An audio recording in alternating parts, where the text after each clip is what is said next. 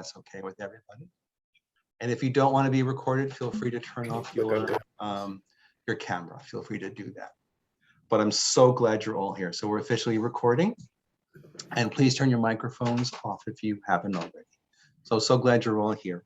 I'm Mike Weilbacher, the Executive Director of the Schuylkill Center for Environmental Education. Happy to welcome you all for the 16th annual presentation of the Henry Meigs Environmental Leadership Award.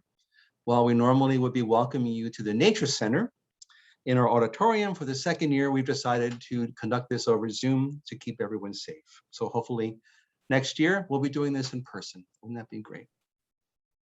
As we begin tonight, allow me to introduce the Schuylkill Center for any of you who might be new to us, and I hope some of you might be. And as I do that, also just a couple of notes, most of which I've already said. We're being recorded to keep the microphone on mute. We typically had the option of closed captions. Unfortunately, last time we tried this, computers went crazy. So we're not going to allow closed captioning. So if you need that, I apologize.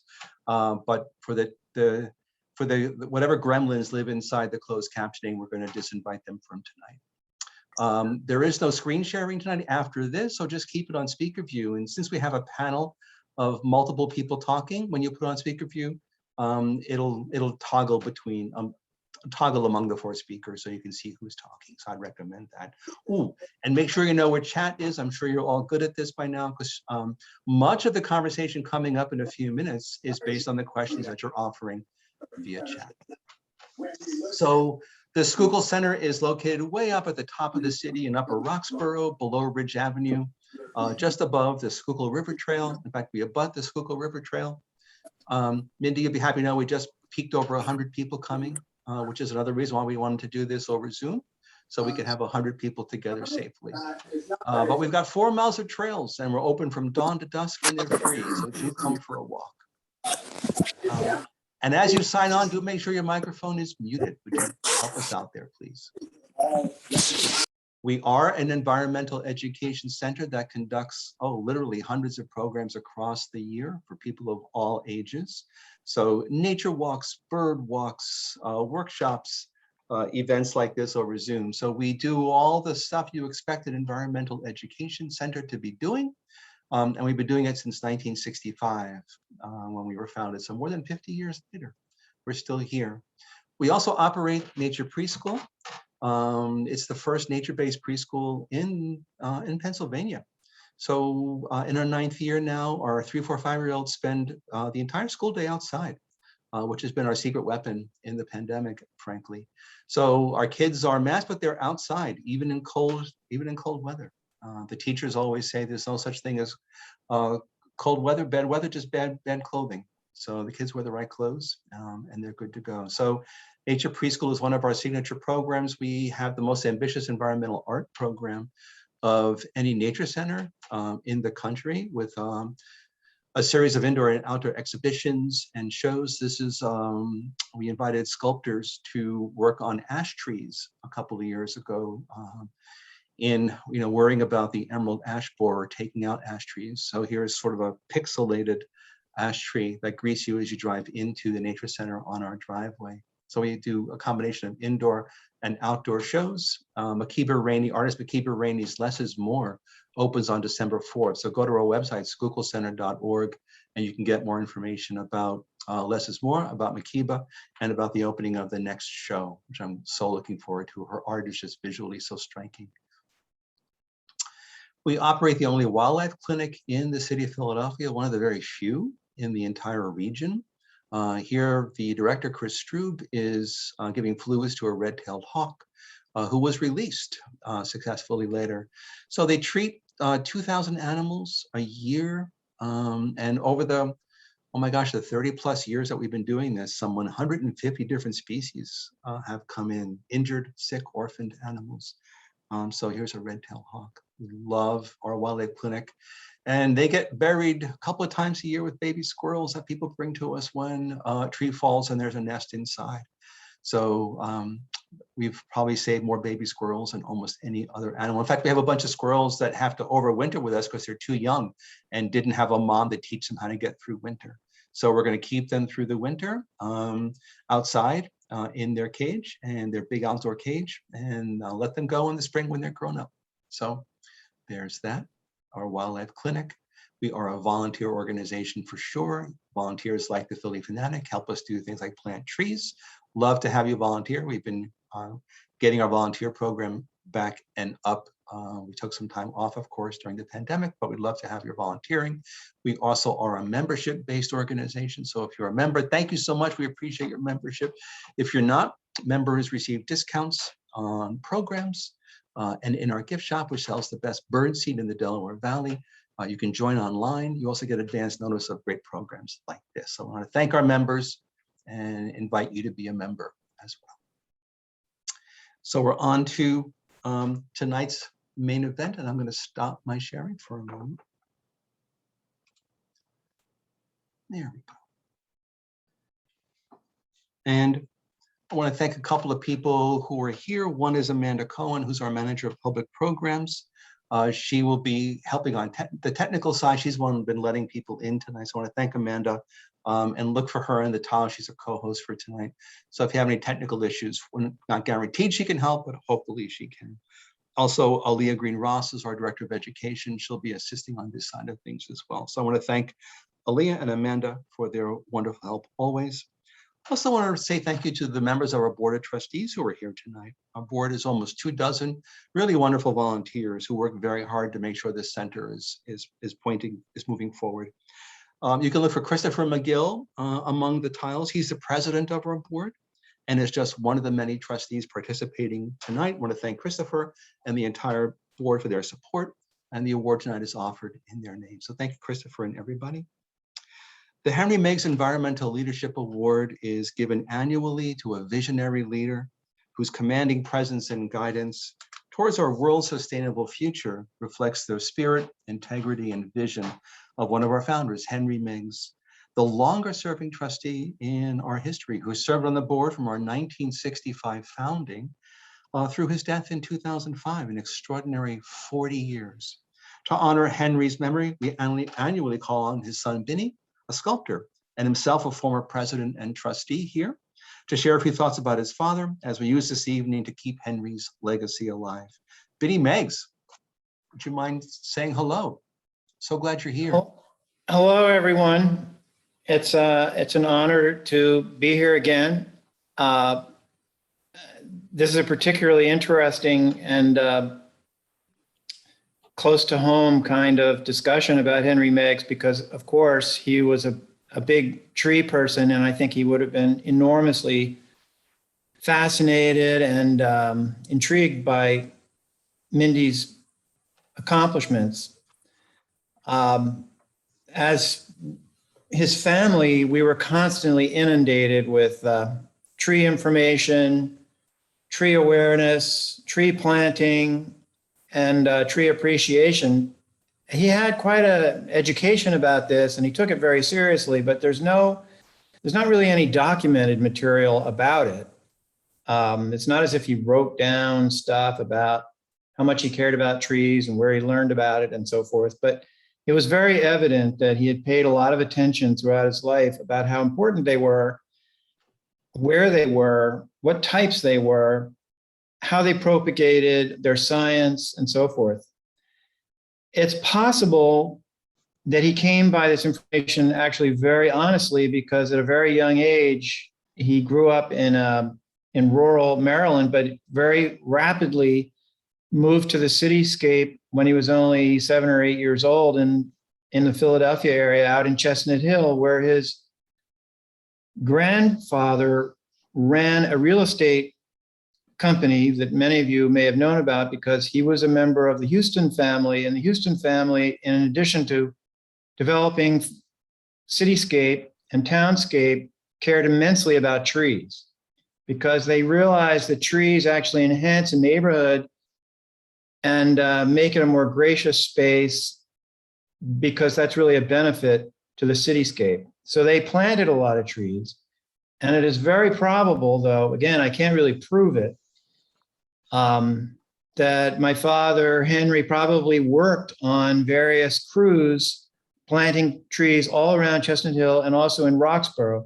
What I do know is that two of his sisters were witness planting trees as part of a crew in their youth years ago in Roxborough. And it seems to me that if my aunts at that age had been planting trees, sooner or later, their younger sibling, Henry, probably would have been planting trees too. So he knew a lot about it, and he cared a lot about it. He cared immensely that the legacy of his family's interest in trees for the value of the townscape be carried on. He realized that trees help develop the landscape in a certain way, especially the cityscape, because they give relief to the hardscape of the street and the hardscape of the building in both shade and also that they cleanse the air. He often would speak about that. He also liked the natural landscape immensely and would point out various issues. He could be a little romantic about it sometimes. He would suggest that the unrelenting forest of, let's say, northern Maine, which is fascinating in itself, can be relieved by a pasture here and there. So he would insist that actually it was just as interesting to have a pasture go through a piece of forest, but he was very respectful of the boundary of the forest and how the forest operated and what kind of trees you would plant perhaps on the edge of the pasture or possibly in the middle of the pasture and so forth. He was very aesthetically minded, almost like an architect. So he studied all these things and cared about it very much. And his approach to helping form the Schuylkill Center definitely was informed by a careful analysis of the whole arboreal science and a passion for trees and how they interface with human beings and how valuable they are as such. So there can be no greater resonance, I don't think, for somebody to be recognized by this award than Mindy might be. It's certainly one of the greatest contributions that a person can make, where people gather together in sometimes overcrowded situations and recognize the value of trees and what that can give to us in a city. So Henry certainly was aware of that, and he was certainly interested in carrying that kind of education forward. So here we are. Mindy, thank you. Thank you very much. I appreciate it. Mindy, thank you so much. Give our regards to Katie. Can't wait to see you again. It's been too long in person. Likewise. Yeah, thank you. And thank you for your service too as well. The first Meigs Award was presented back in 2006 when Dennis O'Brien, then the president of PICO, was honored. In the years since, we give the award to name only a few: Governor Ed Rendell, our dedicated friends John and Cindy Affleck, pioneering aquatic ecologist Tom Dolan, legendary botanist Ann Fowler Rhodes, environmental artist Stacy Levy, the mother-daughter wildlife rehabilitators who founded the ARC in Bucks County. Last year, we offered the award to our colleague Jerome Shabazz, who founded the Overbrook Environmental Education Center, and a few years earlier to Carol Williams Green, the founder of the Cobbs Creek Community Environmental Education Center. This year, we sought nominations from our board, from our staff, from our volunteers, our members like you, and we received dozens of nominations happily. Our winner was nominated, however, by multiple people. I think the first time this has happened, but several people came in.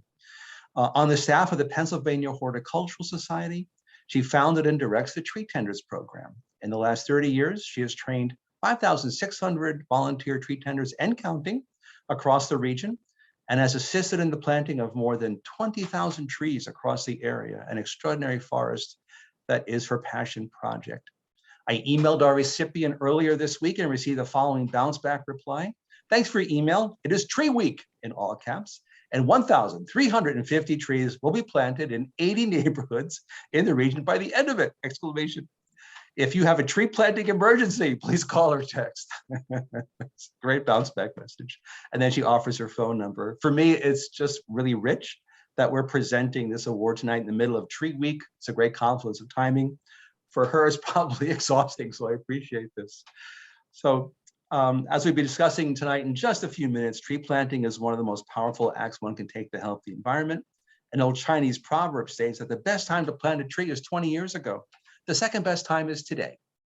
For planting 20,000 trees and counting, for founding and directing tree tenders, for training so many volunteers, the Schuylkill Center presents the 2021 Henry Meigs Environmental Leadership Award to one of the nicest people in Philadelphia, Mindy Maslin. Mindy, congratulations. Thank you, thank you. And you've got a box in front of you. Would you open it for us? Oh, yes. I have a beautiful box there. Should I open the card first? You can skip the card, just open the box, yes. I do what Mike says. Usually I would save the paper, but in lieu of time, I will. Not Mindy, totally you're getting save. hand claps and congratulations in the chat. Yay, Mindy. Oh my gosh. Oh, this was the serving utensil that I left at the Schuylkill Center when I went for the lunch. It's important. So I'm duly returning it, but more Oh my importantly, gosh. Wow, wow. Oh, this is beautiful. Wow. It says the Henry Meigs Environmental Leadership Award presented to Mindy Maslin on November 18th, 2021 for skillfully directing the Tree Tenders program, planting thousands of trees while training thousands of tree tenders. She who plants a tree plants a hope. Lucy Larkham, and it has the Schuylkill sign on it. This is magnificent. Thank you. Thank you so much. I thought the award should come from, I hope it's okay that it came from a tree. How was this tree harvested? Right, sustainably. It's windblown, it's actually wind, it says it on the back. Would you mind saying a few words before we shift over to the panel? I would love to. First, I heartfully want to thank Binny and Mike and the Schuylkill Center for this treasured honor. I'm delighted to share the Zoom with my friends and colleagues, Sharif, a member of the PHS board and powerful voice for trees and environmental equity, Jack, a favorite partner with the Tree Philly team and teacher for our tree tender class, and Gabriella, an extraordinary community organizer in the struggle for environmental justice. We are finally in the decade of the tree, a decade where trees are valued for their many life-enhancing gifts. These gifts are not new reveals to many of you, especially our 6,000 tree tenders, hundreds of colleagues and partners. Instinctively, you have known these 30 years way before the studies on trees reducing heat islands, calming the ADHD mind, making people feel younger, reducing heart rates, and making neighborhoods safer, that trees are a necessity, especially in urban areas. Tree tenders bring together people, horticulture, and the environment. We are part of the Pennsylvania Horticultural Society, which holds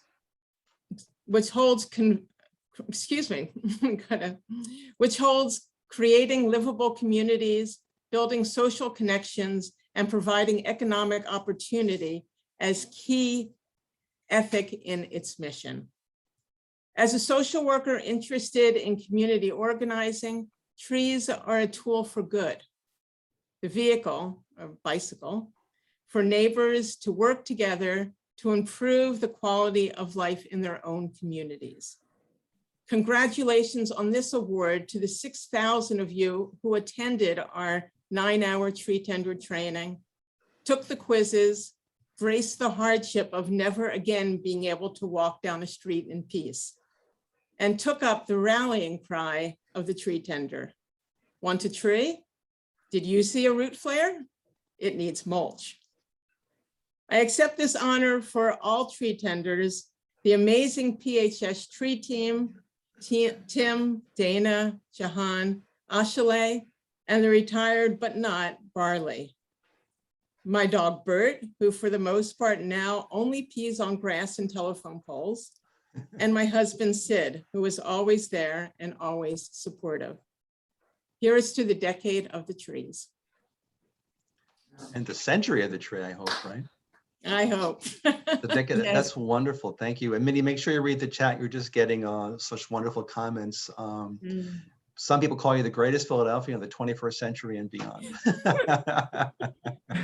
So make sure you check that out. So congratulations. Now we'd like Mindy to be part of a panel that discusses Philadelphia's emerging strategic plan for trees and give you all a chance to interact with our panelists and with Mindy.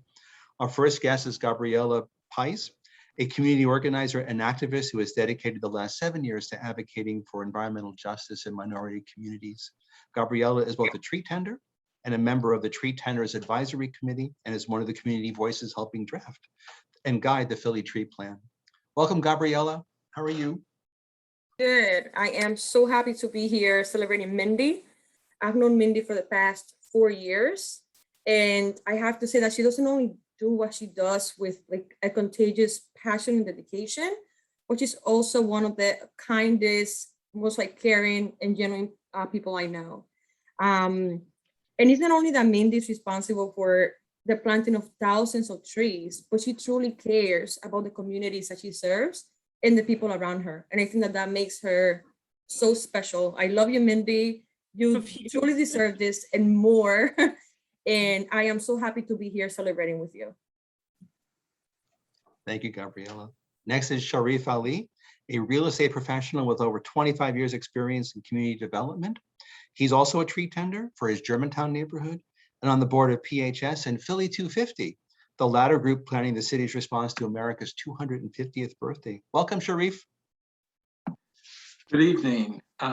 This is a very exciting time for trees, but for Mindy being honored, I want to thank the Schuylkill Center. You couldn't have picked a more deserving person, and very emblematic of the award in terms of the spirit and having great vision, creating the tree tenders and shepherding that program. 6,000 tree tenders and thousands. I don't know that 20,000. I don't think that's accurate. I think it's much more than that. Trees that have been planted under her stewardship. And to just echo what Gabriella said, Mindy is just a lovely person. When you have a program like this, the people behind it mean a lot, and leadership is something that is people look to the leader for vision and direction, and Mindy is always there. She's very supportive, she's very knowledgeable, and she's very passionate about trees and the environment.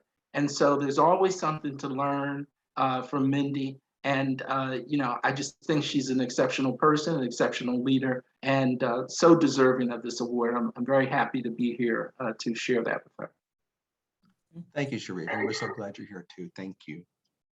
And also with us is Jack Bronstein, a West Philly resident and manager of the city's Tree Philly program through the Department of Parks and Recreation. He coordinates the city's community yard tree giveaway program, which has connected Philadelphians with over 25,000 yard trees since 2014. Jack, I think between you and Mindy, you've planted something like 50,000 trees, right? I think our work here might be done just by the two of you. No, not at all. And one thing I would just say is just thank you so much for honoring Mindy with this award. And Mindy is one of those people who will never accept, individual praise and is always seeing things as, a community effort. She's really like a world building individual who approaches everything with overflowing, very genuine love. And we're all grateful to be in partnership with her and to be a part of her very boundless legacy. So thanks again for hosting this conversation. Wow. So it's almost, I'm sorry, Mindy, go ahead, Mindy. No, I couldn't. Okay. It's almost 7:30. What we're going to do is we'll go to like 8:10, 8:15. And so for the next 30, 40, 50 minutes, what we'll do is talk among the four of us, this group of this wonderful foursome. And I want to ask some questions that you give me in chat. So do put your tree questions in chat. But Jack, I want you to kick us off because right now, at this moment, the city is working on a strategic plan for trees for the next 10 years and looking for input. So can you give us kind of a thumbnail about what's emerging from this plan? Absolutely, yeah. I'll just run through a sort of who, what, when, where, why of this Philly tree plan and why it's maybe important enough to share some space in this conversation with honoring, the work of Mindy and all the folks here, maybe. But yeah, so this is basically a huge undertaking that's being coordinated by Philadelphia Parks and Recreation, but with a humongous crew of stakeholders that involves all the other panelists and many, many of the attendees in the room as well. But the goal is to establish a 10-year strategic plan for the planting and care of the urban forest in all its aspects that's genuinely guided by values of environmental justice, community engagement, and sustainability. And so the who is, I mentioned, and in addition to there being a core sort of project team that involves Parks and Rec and PHS and these sort of institutional players, we also have a community voices steering committee of 30 plus community leaders, including Sharif and Gabriella, many others, to sort of keep that project on track and accountable to its goals. And then there is also a family of over 8,000 Philadelphians who have lent their voice through surveys, community meetings, a paid community ambassador program, and sort of genuine conversations and walks around the neighborhood to this process.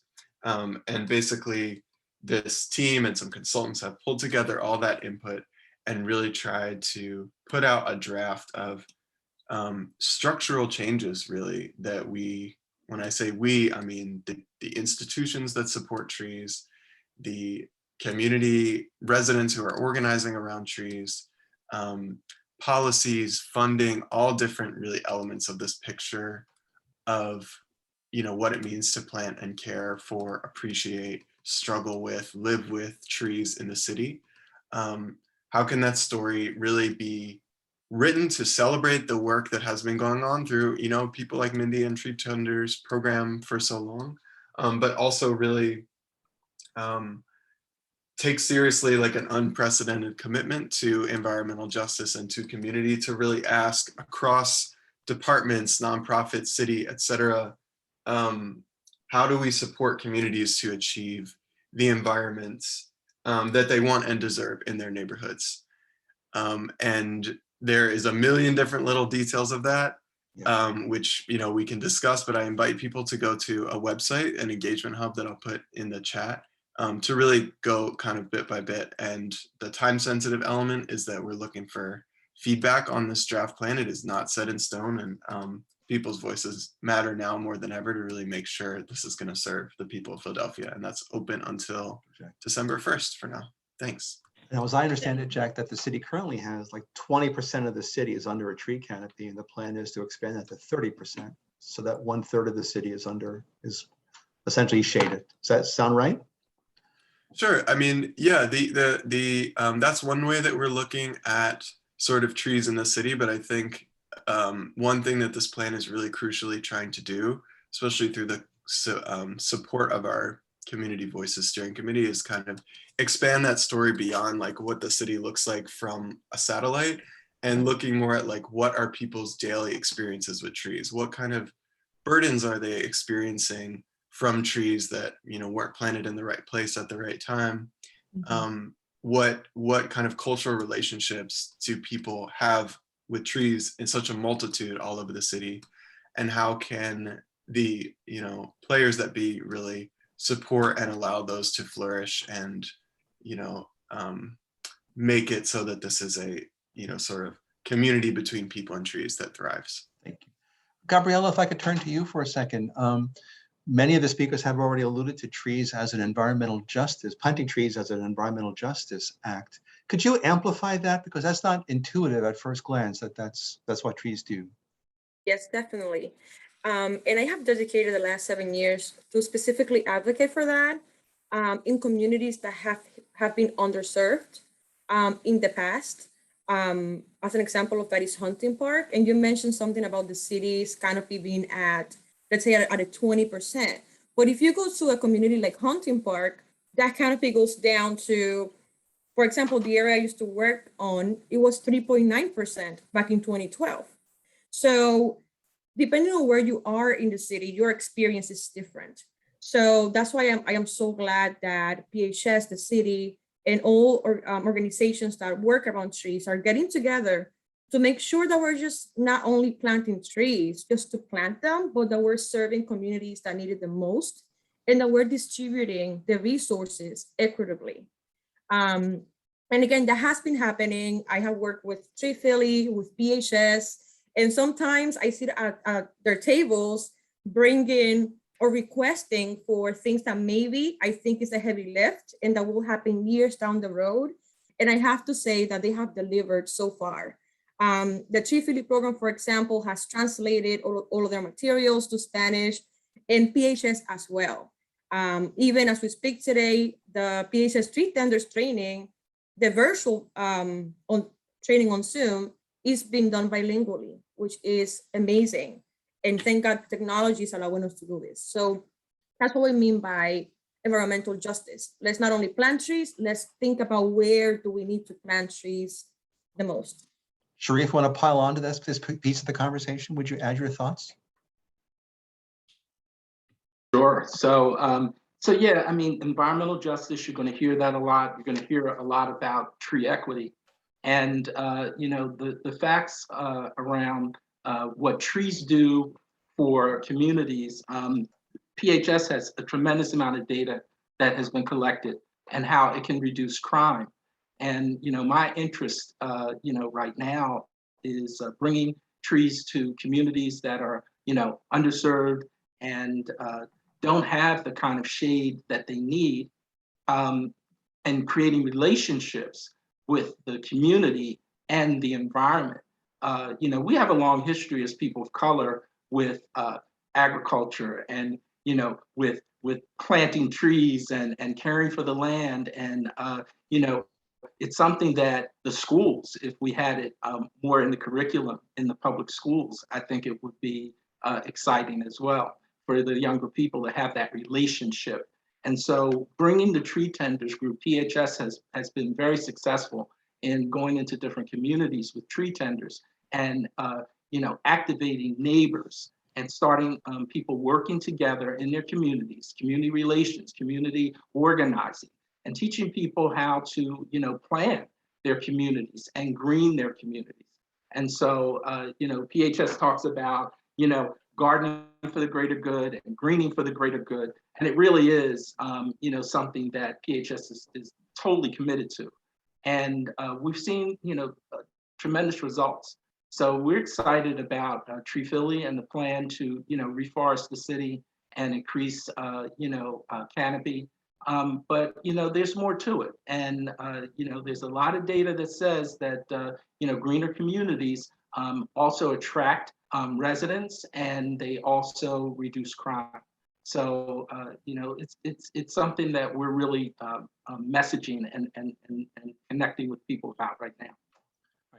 And if you could offer your thoughts on the equity angle, you mentioned that when you were in your acceptance, but also Sharif had just mentioned about crime rates being low, like the murder rate goes down where there's trees, and also the value of a home goes up when you have trees. So on the equity side, homes are worth more, crime goes down. Mindy, you want to talk more about that kind of data? Yeah, I mean, that's what's so important about trees is the overall, those hidden values that people didn't ever talk about before, and making trees relevant to people's lives, people that are having difficult times. I mean, during COVID or just even without COVID, the amount of stress that people have in some urban areas is over the top. And right. To think about, do you want a tree? Because it's beautiful or because it'll help climate change, those aren't issues. That's not a way that's really going to sell with most. It's not always going to sell. What's going to sell is the relevant issues of how trees do that work of reducing crime. I mean, it's not a woo-woo thing either. It's when there are trees on a block, people spend more time out on their stoop. When they spend more time out on their stoop, they meet their neighbors. They meet their neighbors, they develop social support systems. And they develop their social support systems, and then people know when something's going on the street that shouldn't be, when somebody's going into a house that they don't live in, or when a child is looking like they might be in danger. And that's what builds community. I mean, that plus the act of planting trees on its own builds community.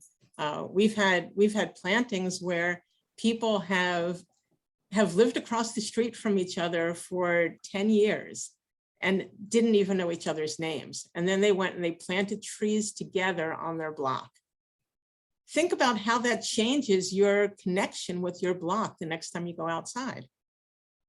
And it makes the block safer, but it also, there's so many, the number one, well, one of the major climate event fatalities that we have is due to heat waves.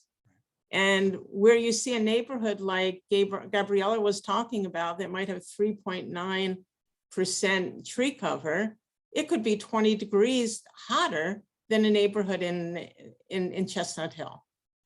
And what that means is that those neighbors are much more at risk for things like heart disease, things like heat stroke, for asthma attacks with kids and the elderly. So there's a public health component to the plan. Oh, big public health component. And that's the component that's the part that we need to talk about in communities. And it's members of the community going out to the community to talk about that. That's so critical. Gabriella talking to her neighbors in Hunting Park is going to be a lot more valuable than me talking to those neighbors. And going with Sharif to walk around Wayne Junction like we did recently and look at opportunities to plant trees there. Sharif is a lot more clued into what those neighbors might want and how to communicate these issues. We're getting some questions in chat, so let me see which of you wants this. Maybe this, Jack, might be for you, but anybody could take it. How is Philly going to use Build Back Better funds to support our city's tree plan? So is there infrastructure money? Trees is green infrastructure, right? Jack, do you have any thoughts on that? That is a great question. I would say that's just slightly above my pay grade, but if I'm sure that folks are keeping an eye on how that money is coming in and how it plans to be used. But if they want to, the questioner wants to put their email in the chat, I can make sure to connect them with information when we get it. Right. And I jokingly use the phrase green infrastructure, but that's trees are part of green infrastructure, right? Yeah, trees are a huge part of green infrastructure, and there is a huge opportunity to create employment opportunities. Right. And that's what we really need to look at. And hopefully that's one of the things that Philly Tree Plan will provide is those opportunities to hire youth, to hire people that are at risk, to get jobs in the green industry. And I mean, imagine if we were able to plant trees and then have a team of people that could go out and water those trees. Right. And how that would help not only the trees and the environment and the neighborhoods, but those people that employment was being provided for. Mindy, And like this go ahead, finish the thought. No, that's just my hope is that we'll be able to see some of those funds come in Right. and use that way. There's a little sidebar happening, Mindy, you will appreciate. Jacqueline from Philly Tree People says, when are we infiltrating the Philadelphia public school system? And Tree says, tomorrow. With your help. I love it. That's right, with your help. I always say that whenever anyone, chimes in, it's like, yes, with your help. Right. You just signed up. It's got to be all of our help. We got to all do that together. But working with schools. I'll take a little stab at the previous question. Oh, Please. I'm sorry, Mindy, I didn't want to talk over you. No, please. Regarding infrastructure, Yeah. I'll give you two lanes. One is related to the trillions of dollars that are supposed to be coming into the United States. And some of that money is going to come our way through capital improvements into business districts. And, trees are going to be a part of that, those corridor improvements. And so, that's a big part of what PHS and, tree tenders are able to do. And so we're going to participate that way. I'll also tell you that, just having attended a Philly 250 meeting this morning, specific to, capital improvements in different districts regarding tourism. And so, trees are going to be a part of that as well in so many communities. And the mission with 250 is to make sure that underserved communities are part of that celebration, and that it's not going to be just at Independence Hall where all of the woo-woo stuff is going to happen, but that there's going to be real, tangible, longstanding investment and improvements in those smaller districts, places where PHS is involved now, like Tioga, and Nicetown, and moving into Aubrey in the Northwest, to sort of dovetail to part of what Mindy was saying. I think it's important to also go to communities and find out what they vision for their communities. And so it's not top down. It's not something that we're saying, oh, we're coming in to do this and that.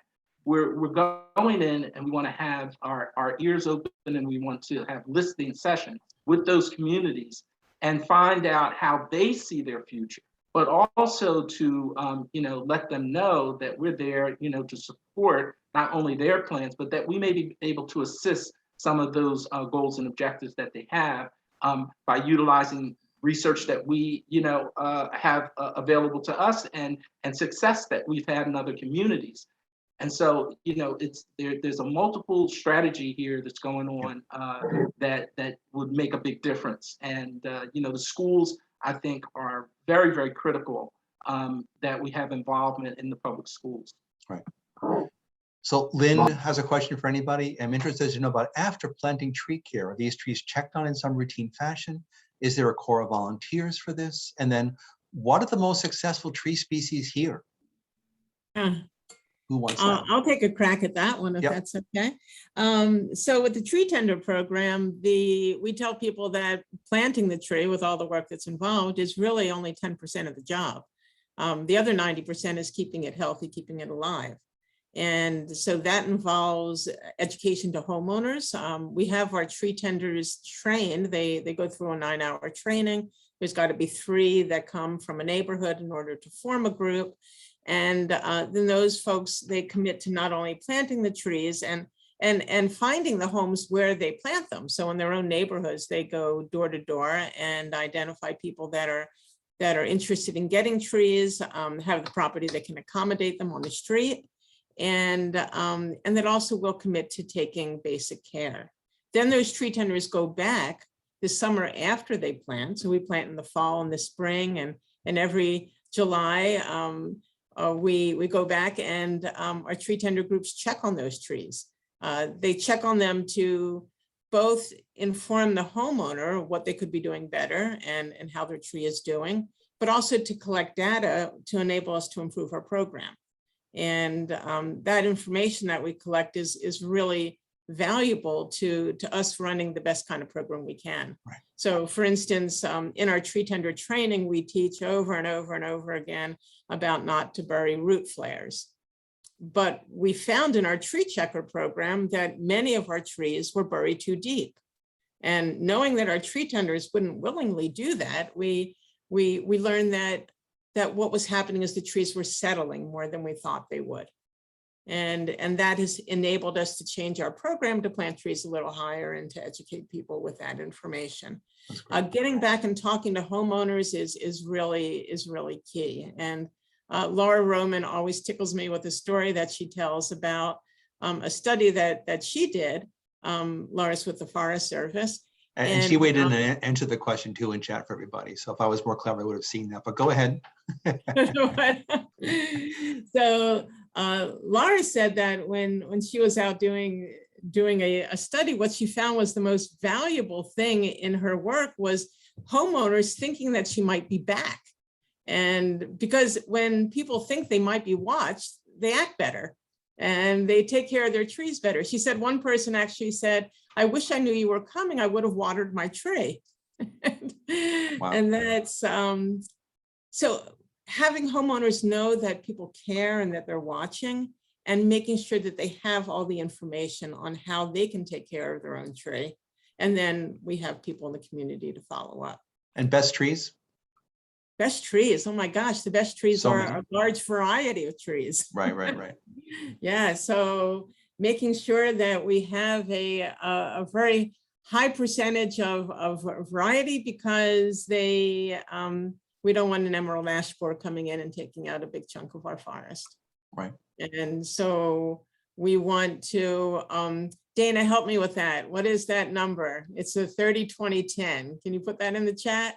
That's, I think Jason might do it. You want to make sure that the variety is enough that if something comes in that gets all of your oaks or all of your ash, that you want to have enough other trees. My favorite tree this month is the red oak, because it is so incredibly beautiful right now. Right. And because oaks have, if anyone's read any of Doug Talamay's work, they can have as many as 500 different species of insects on a given tree, which is the mainstay food supply for migratory birds. Yeah, oaks are like the best for biological diversity in terms of the insects they support, but they're also incredible stormwater sponges. So they do that really well too. And they long live, so they're great for climate because they're going to store carbon dioxide for a very long time. So yeah, go oaks. Here's a great question for anybody. How many trees does it take to make a forest? Oh, that's a stumper. There we go. A stumper, sorry. Exactly. Hey, Jack, if for I could you, just- go ahead. Yeah, I just wanted to jump in and uplift some of the Please. comments that folks are putting in the chat, just in relationship to a couple of things that have been spoken about. One being one being these really cute jokes that are coming in, but no, one being this concept of caring for the trees after, another being something that Sharif was talking about as far as solutions sort of from not just from the top down. And I think some of the work that some tree tenders groups, UC Green, Philly Tree People are doing alongside some of the sort of green industry work training programs like Power Core and stuff are really like sort of path making work that is really sort of about changing the nature and structure of how these trees are necessarily cared for, and helping to build structures so that although there are so many amazing volunteers in the city, that it doesn't always have to fall on volunteers to take care of their tree, so that like Mindy and others were talking about, folks are being paid, and not only being paid for just one-off summer gig work, but that this is something that can turn into a livelihood, Right. and also like a really positive sort of spiritual sort of stewardship kind of relationship. Hey, Gabriella, we've been talking a lot about going into the community and asking people what they want and listening to them.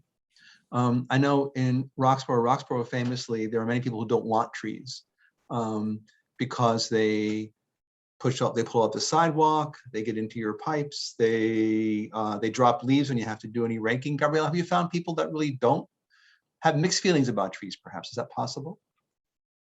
Yes, it is possible. And something or an expression that I used to use a lot while working at Esperanza is allowing neighbors to own the change that's happening in their neighborhoods.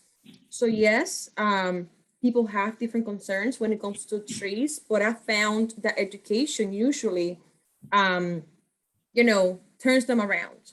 And part of tree tenders is, again, educating the community about trees. And the fact that trees, their roots only go down like so deep, like roots are usually on the top, 18 inches of soil. And usually trees are not like, oh, there's a pipe down there, let me go get it, kind of explaining that first, that's not likely to happen. And second, that before, about, let's say 30 years ago, the city used to plant trees that, yes, were too large for the space where they were planted. And we have to acknowledge that. If you walk down Hunting Park, there's some sycamores that, yes, destroyed the sidewalks and that definitely caused damage. But something that I explain a lot to the residents and that I still do today is that we're planting the right tree in the right spot. Right now, we do a lot of research around how big that tree is going to grow. We make sure that we cut a pit that is large enough for that tree. So we're thinking like 30 years down the road, how is that tree going to look like? So again, educating the community about the fact that now we are doing things the best way we can to reduce the probability of this happening. Let's say like there's sidewalks being broken. The fact that trees do not naturally grow downwards, you know, unless there's a leak in your pipes, in which case it may happen, you know, but your pipes are already broken. So it is not the tree's fault. But anyways, again, a big thing that we do right now and that we try to explain again is the fact that we're not just going around like crazy planting whatever tree, whatever. And something that is part of the tree plan that Jack, you know, talked about was probably for the city to take on some of the responsibility for the damage if it was to happen. Right now, the homeowner has 100% of the liability. So we've discussed that as well, and we've been advocating, can the city kind of help out with that? I know that right now there is an insurance program that is very, very affordable. I believe it's $7 a month that could help if pipes were broken or something like that. So we are trying to also promote that in case people feel really strongly about, you know, that happening. But again, number one thing is education. I have been speaking with one resident sometimes for over a half hour to convince them to plant one tree. So again, having those connections, having those conversations and educating the community is extremely important. And that's why this work is very much about talking to people, working with people and educating people and allowing them to own the change in their communities. That's great. Thank you, Gabriela. Jack, Raymond has a great question. Can the Philly tree plan be part of Vision Zero, the city's effort to reduce traffic deaths and injuries by traffic calming? There's evidence that trees planted along streets where speeding is endemic are effective in narrowing view corridors, which compels drivers to slow down. Interesting thought. Yeah, Raymond, that's a great point. I think the folks behind the tree plan have been doing their best to integrate with other existing plans, and you can definitely check out what's in there in the engagement hub and definitely advocate for what you think in that survey.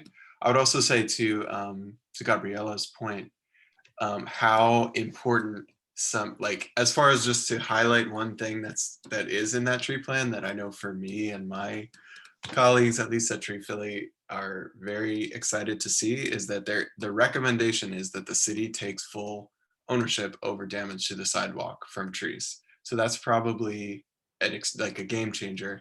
It's also not cheap, and we'll take it. That's like a long-term goal. You know, there's sort of going to be ideally, what's that word? Like not intermittent, but like piece by piece change to get to that point that might involve like a grant program or a pilot program in such and such neighborhood to start. But really that's the kind of thing that we really need advocacy for from all avenues. So if that's something that you care about and you're listening to this call, you know, please make your voice heard on that, because that's not going to be an easy sell. Mindy, Jason Lubar says exactly 17 trees make a forest. You should know. And Eric says, if Mindy fell in the forest, would she make a sound? I would just laugh. Let me ask you this question. Robin says, will tree tenants be involved with the city in planning of the landscape architecture? Let's see, for the prospective planning of the green space spanning from Front to Market to Front and Walnut over I-95. Whew, okay, so over I-95, the prospective green space at Penn's Landing. Wow, is tree tenants involved in that? I hope so. I'm looking at Julianne in the video to see if she can nod yes or no.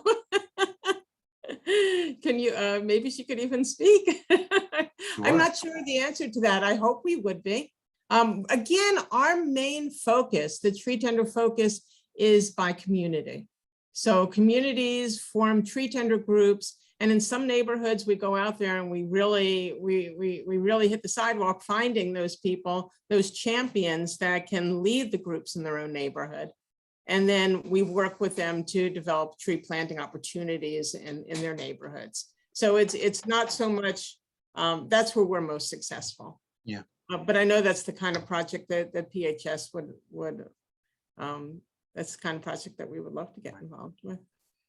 Louise is Better pointing space. out that there are very narrow streets in the city where there's little space for trees, and business and apartment buildings that don't have land around them.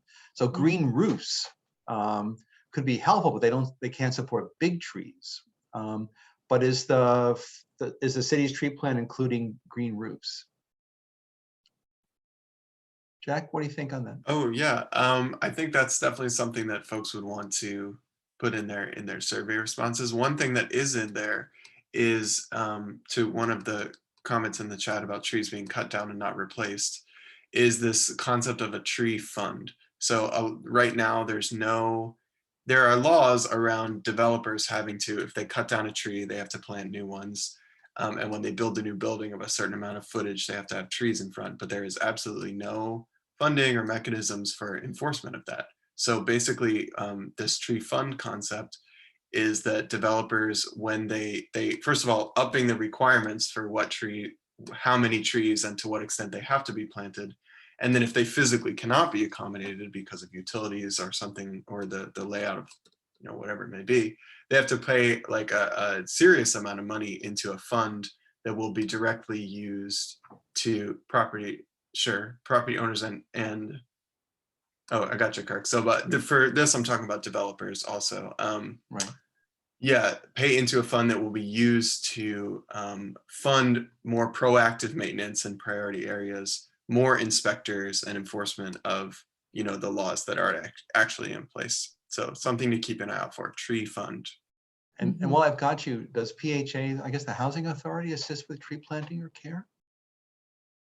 That is a partnership that is, PHS has definitely led the charge on that. And through the tree plan, there are also new partnerships and programs that are coming down the line. A lot of them really driven by community members who are residents of PHA and want to see, a more livable environment. Yes, we have done a number of plantings at PHA sites and would love to do more of those. And that's so rewarding. There's so much land that PHA has, and it's it's a great opportunity to bring some more green into those communities. Right. In terms of the green roofs, I could be wrong, but you can't put a forest. I don't think you could put 17 trees, Jason, on top of a green roof. Just because the roof would be hard to be that load bearing, and there is that might be an issue. But I think green roofs it's amazing. So Jason says it depends on the building size and design. There you go. You could make it strong enough to plant 17 trees on. Yeah, go ahead. I wanted to also comment on which oh my gosh, there's so many comments I wanted to make, and we keep moving on. And we have so many more to go, I know. Well, let's go on and I'll come back to it. Okay. This is a wonderfully chatty group. I'm so impressed by you all. Thank you. So Eric lives in Lower Merion, where there's a code to have 25% of land area of new construction be green. What does Philadelphia have in the code? Anybody know? Jason says not exactly, but there's a tree replacement ordinance that will be strengthened hopefully soon. More trees on Roosevelt Boulevard. Hey, I see Matt Rader is here. Matt, do you want to unmute yourself? There's a question for you about the parkway planting. You want to jump in? You're also head of PHS, so please say hi to Mindy. I know. It's good. It's good to celebrate Mindy, and so fabulous to be able to be part of the group honoring her. And thank you to this center for recognizing all that she has done. What was the question about the parkway? So I guess there's plans to build over I-95 to the waterfront, and is there, who's involved in planning for that? I guess that's the big question. Yeah. So and what kind of trees will be there? Yeah. This is a big project of the Delaware River Waterfront Corporation, which manages all the land along Penn's Landing. And it's to build a cap over 95, basically from Front Street to the current Great Plaza of Penn's Landing. I know that it will be a gigantic green roof, to Mindy's point, and they are planning significant tree plantings. PHS doesn't have a formal role, but we do manage all their landscapes for them today along the Delaware River waterfront from Washington Avenue North. So we are definitely part of the consultation and thinking about that work. That's great. Thank you. I think Sharif was also mentioning, I chair the Ben Franklin Parkway Council, which is working with the city on the master plan there, where trees will again be an important topic. It's a big piece of land. Right, right. In fact, the Ben Franklin Parkway is the poster child. It's the cover photo of the tree plant. So, Sharif, can you describe the work that you do with your tree tenders group? What have you all been up to? So the Germantown Power and Light PHS Tree Tenders Group has been mostly focused on the Pickett School, which is a charter school, has about 90% African-American population of students.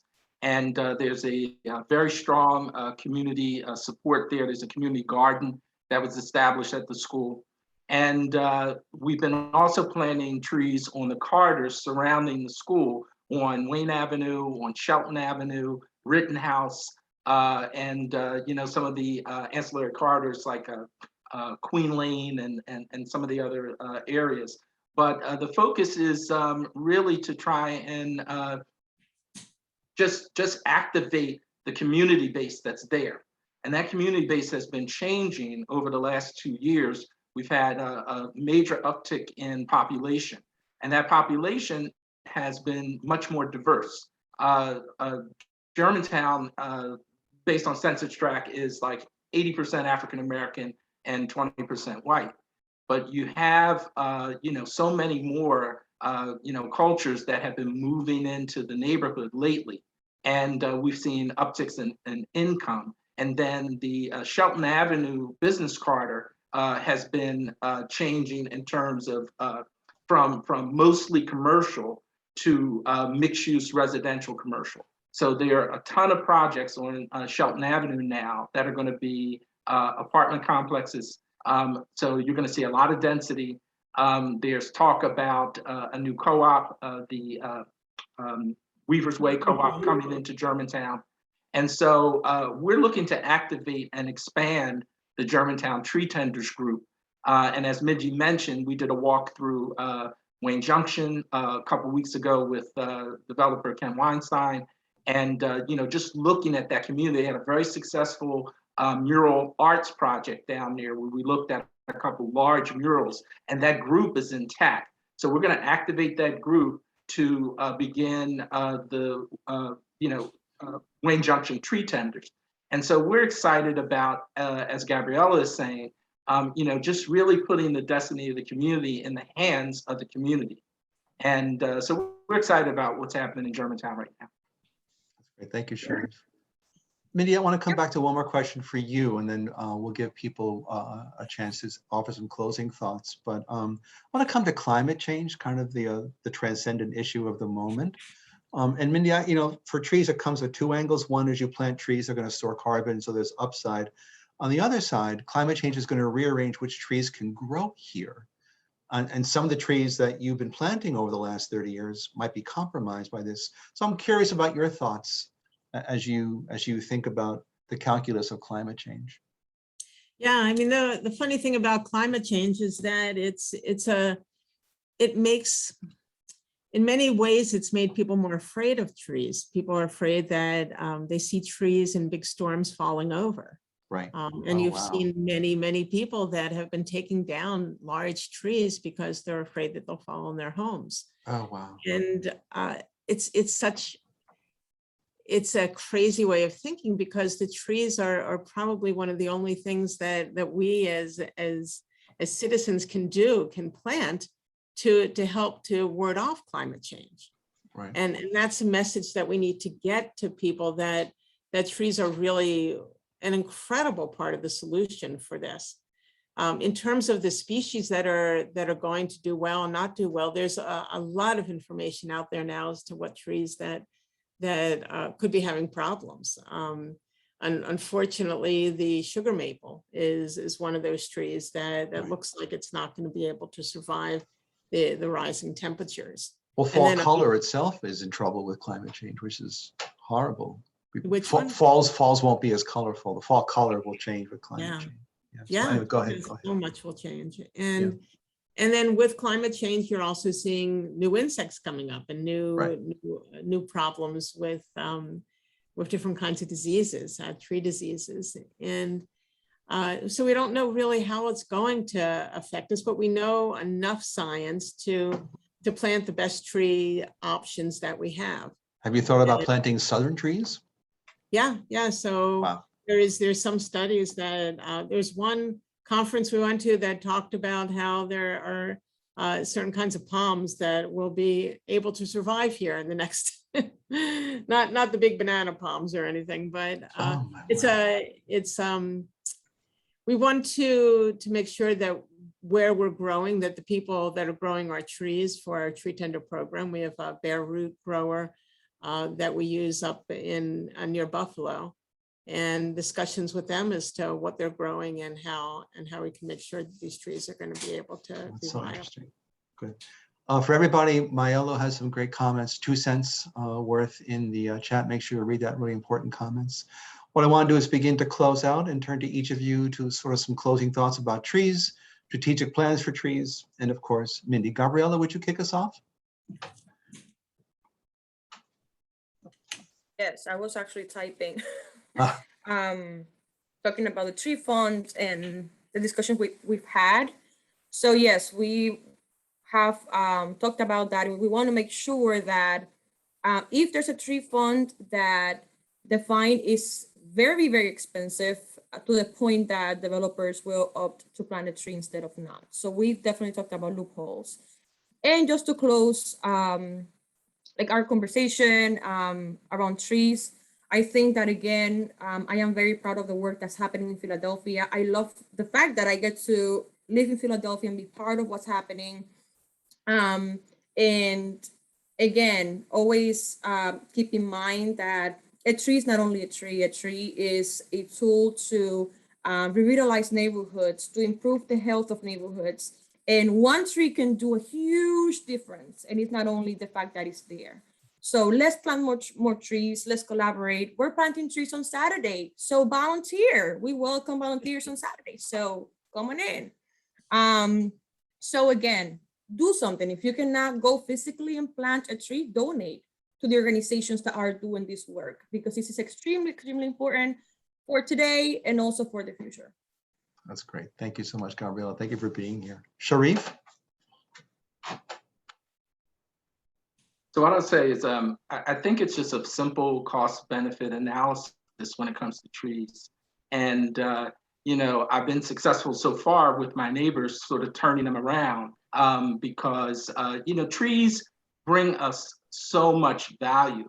And Matt Rader always talks about the cost of a tree and how inexpensive it is, considering all of the, social determinants to health and all of the benefits that it provides versus these programs they're spending millions of dollars on. Trees bring us so much more value. And so I think it's a matter of education, just going out, talking to people and saying, hey, look at your dog. You have to walk your dog. You have to pick up after your dog, but look at what the dog brings back. And I mean, the trees are just so beneficial for our community. And yeah, there's some problems and some issues that we have to overcome, but it's plus all the way. So I'm pro trees. Thanks for having me here. This is wonderful. I really appreciated all the comments, and I've learned a lot. Thank you, Sharif. Thank you so much. Jack, would you join in, please?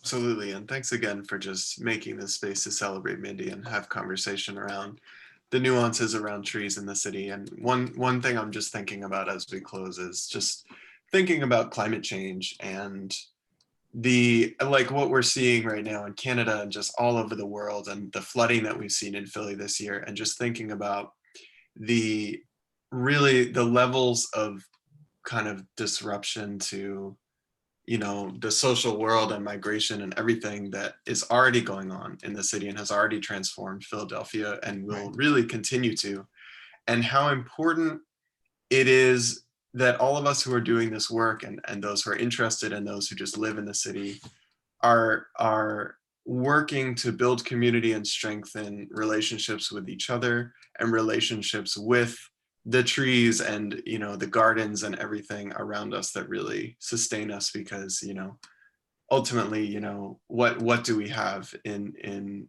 a time of so much trauma and so much transformation? So just want to thank everyone for, you know, Gabrielle and Sharif and Mindy for all the work that you've done to try to build that future together. And also plug everybody, take the survey about Take the tree survey. plan. Yep.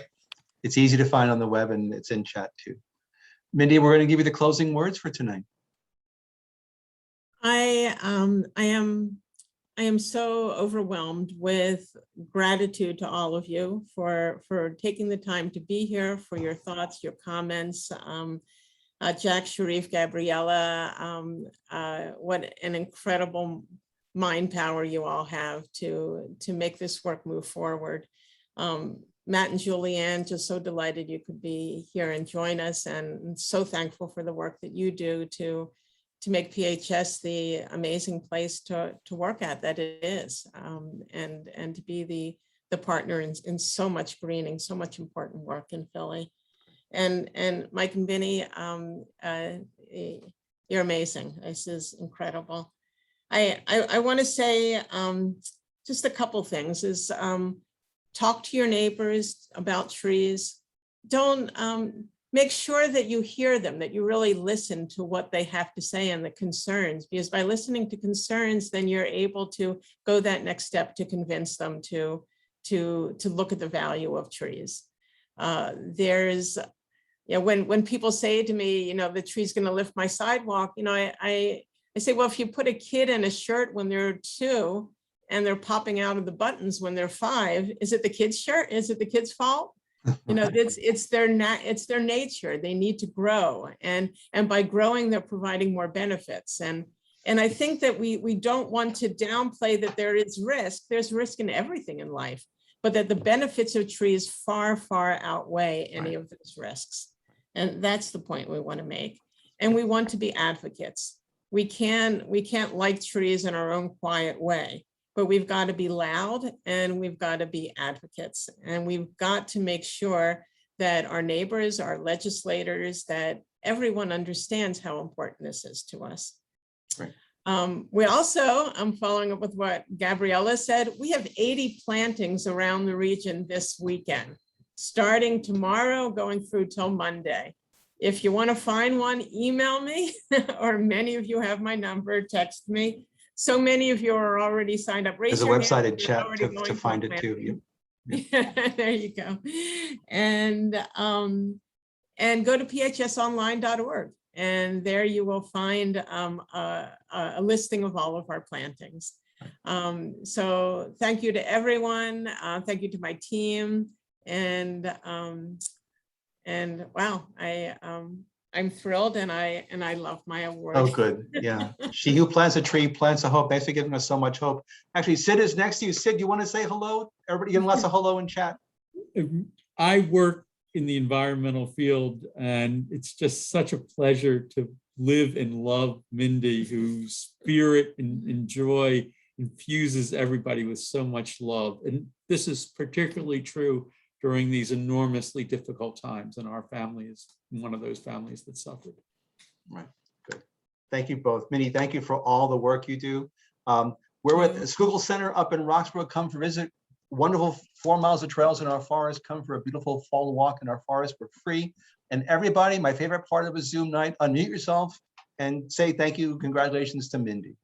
Feel free to unmute yourself and give her your love. Congrats, Mindy.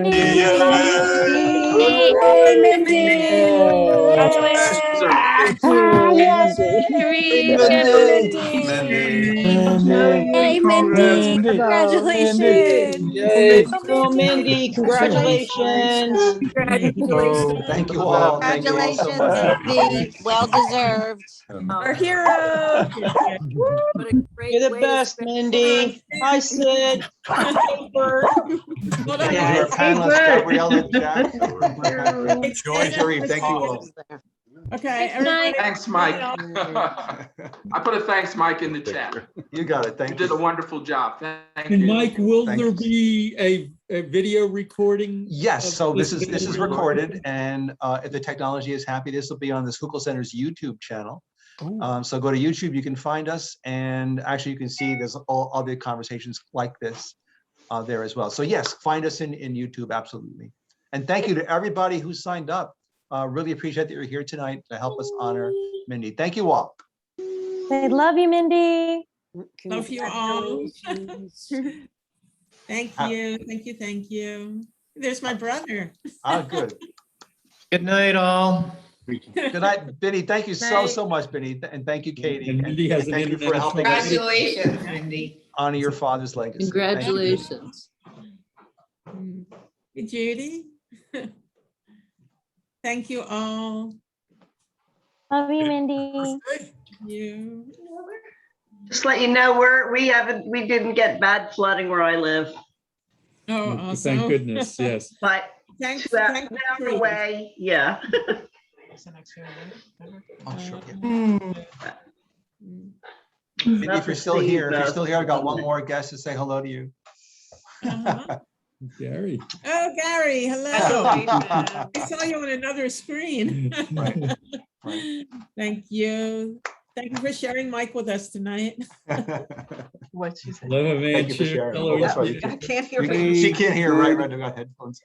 I wanted everyone to meet my brother Stuart, who's over there. Hi, Stuart. Hi, Stuart. Look at this one. I know, it's Bryce. Thank you, Bryce. Bryce, you're hysterical. Where are you planting this weekend, Bryce? This weekend, I'm going to be in East Falls. That's my home group. Awesome. Yeah. Great, yeah. great. I just want to say one thing. The chat meter went overboard at 99 plus. I've never seen that in any Zoom session to have people fill up the chat room. We even had poetry in chat. Is it You're possible gonna have to go back and read all of it, please. Right. is Wait, that Mindy, possible to get a printout of the chat? I think we do. Mindy, I have to read this to you. When Mindy arrived at dew planting, people thought that she was ranting. She planted her trees. It was really a breeze, as long as we all can get granting. That's from Eric. Who wrote that? Eric. Eric. That's an actual limerick. That's very funny. Hey, Barb, another EPA, or Barb Smith, former EPA, happy. Mindy, will Yeah. you repeat what you said about planting a tree and planting hope? What the hell? What was Planting a tree and planting hope. hope? You should plant both. No, you said something nice. If like, Oh, she who plants a tree plants hope. okay. Lucy Larcombe. So if I can be honest, that wasn't the pronoun used by the poet, but I said, I didn't what the think heck? so. That's saying. I like that you changed that. I took liberties. Awesome. You took Good poetic luck. license. I took poetic license. I did. I hope Lucy forgives me. I'm sure she would. I'm sure she wished she thought of that first. And by He was the way, right. in terms of resources, Mike Wildbacher wrote an amazing piece in the Roxborough Review. That was beautiful. That's just such Oh, a beautiful lyrical thank you. poem on our city and the people who supported Mindy through her career. So if you look up the Roxborough Review, one of the Times Herald newspapers, you'll find this amazing article there. Thank you, Sid. Appreciate that. He's good. He's very good. Yeah. You All should right. marry that guy. Oops, you did. So I'm going to sign off now, if that's Lunar okay. eclipse tonight. Thank you. There's an eclipse tonight. I hope the clouds cooperate. Oh, 4 a.m. 4 a.m. 4 a.m. Yeah, that's the maximum, but it starts at a little bit after 2. Right. Okay. And it's All supposed right. to be the longest lunar eclipse in 600 years. Exactly. Mhm. And Yeah. this is the beaver moon is the full moon. Beaver moon, yeah. Really? Beavers Yeah. are making a comeback in the Delaware Valley. Sounds Oh, like they're Michael everywhere. Jackson. It's crazy. Yeah. They're in Roxborough.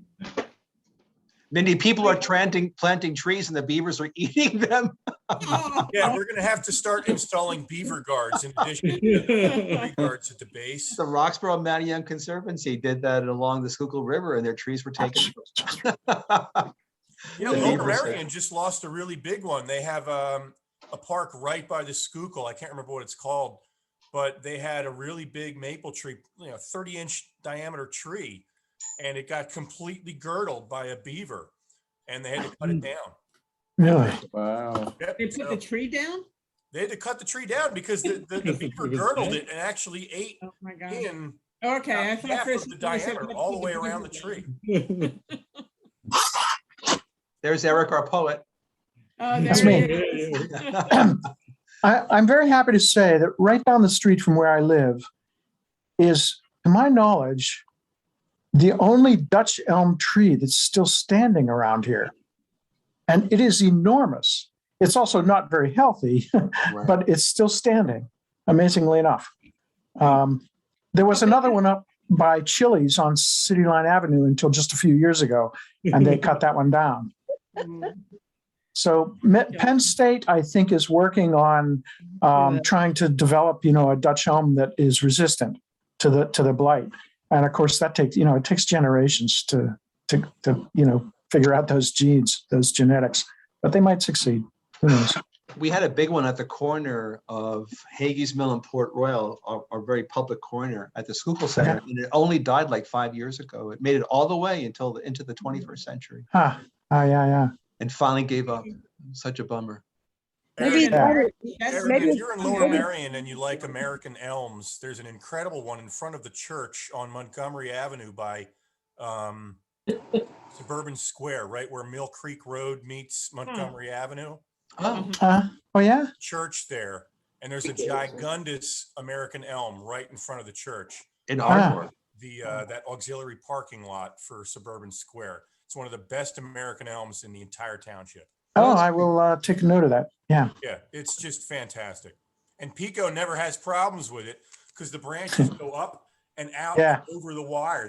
Asplund never has to touch that tree. It's so well behaved. They love it. Excellent. A well-behaved tree. Imagine that. All right. I got to go. Thanks so much. Congratulations, Mindy. Hi, Eric. Thank you, everybody. It was great. Night. Thank you all. Good night, everybody. Mindy. Mindy, congratulations Good again. night. Thank you, thank you, thank you. Hi, Volunteer Mindy. Bye, this Gabriella. weekend if you don't have Bye. anything already done. So it's great to see you. Bye-bye. Bye.